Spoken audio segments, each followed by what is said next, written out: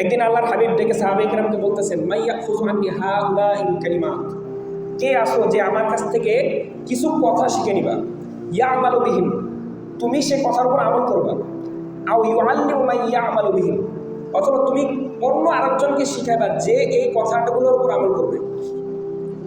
তো সাহাবায়ে কেরামের ভিতরে আবু হুরায়রা রাদিয়াল্লাহু তাআলা আনহু বলতেছেন যে ফাকুলতু আনা হাউলা ইয়া রাসূলুল্লাহ, যে ইয়া রাসূলুল্লাহ আমি আপনার কাছ থেকে এই কথাগুলো নেব।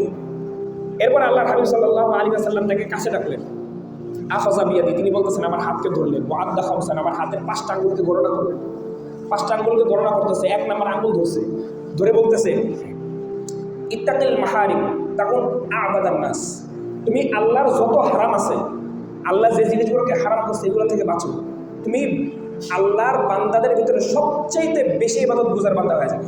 সুবহানাল্লাহ, হারাম থেকে বাঁচলে আল্লাহর সবচেয়ে বেশি ইবাদত গুজার বান্দা হওয়া যায়, হারাম থেকে যদি কেউ বাঁচতে পারে।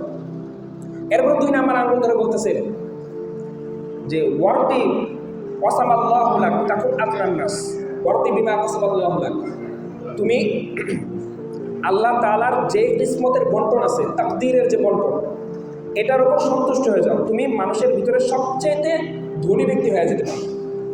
3 নম্বর আল্লাহর হাবিব সাল্লাল্লাহু আলাইহি ওয়াসাল্লাম বললেন ওয়াহসিন ইলা জারিকা তাকুন মুমিনা, তুমি তোমার প্রতিবেশীর সাথে ভালো ব্যবহার করো যদি তুমি মুমিন হতে চাও। অর্থাৎ কোনো ব্যক্তি যদি তার প্রতিবেশীর সাথে খারাপ আচরণ করে সে পরিপূর্ণ মুমিন হতে কখনো পারে না।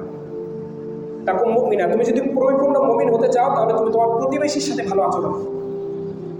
এরপর আল্লাহর হাবিব সাল্লাল্লাহু আলাইহি ওয়াসাল্লাম 4 নম্বর উপদেশ তাকে দিতেছেন, 4 নম্বর উপদেশ বলতেছেন ওয়া আহিব্বা লিন-নাসি মা তুহিব্বু লিনাফসিক, তুমি মানুষের জন্য ওইটাই পছন্দ করো যেটা নিজের জন্য পছন্দ করো, মানুষের জন্য ওই কাজটাকে পছন্দ করো যে কাজটা নিজের জন্য পছন্দ করো, মানুষের জন্য সেই বিচারটাকেই পছন্দ করো যে বিচারটাকে তুমি নিজের জন্য পছন্দ করো, মানুষের জন্য ওই সম্পত্তিটাকেই পছন্দ করো যে সম্পত্তিটাকে তুমি নিজের জন্য পছন্দ করো।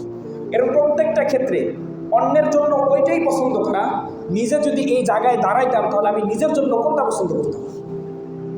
আল্লাহ হাবিব বললেন তুমি যদি এটাতে উত্তীর্ণ হতে পারো তখন মুসলিমা, তাহলে তুমি মুসলমান হইতে পারবে। এরপরে 5 নম্বর উপদেশ দিয়েছেন ইয়াকুম আদ-দিহক, তুমি বেশি হাসি ঠাট্টা তামাশা থেকে বেঁচে থাকো, হাসি ঠাট্টা করা থেকে বেঁচে থাকো। ফাইন্না কাসরাতাদ দিহকি তুমিতুল কলব, কেননা যারা বেশি বেশি পরিমাণ হাসি ঠাট্টা করে তাদের অন্তরগুলো আল্লাহ তাআলা মেরে ফেলে মানে তাদের অন্তরের ভিতরে ইসলামকে আর ভালো লাগে না। অন্তর মরে যাওয়া মানে হচ্ছে ইসলামের হুকুম আহকাম সেটা আর গ্রহণ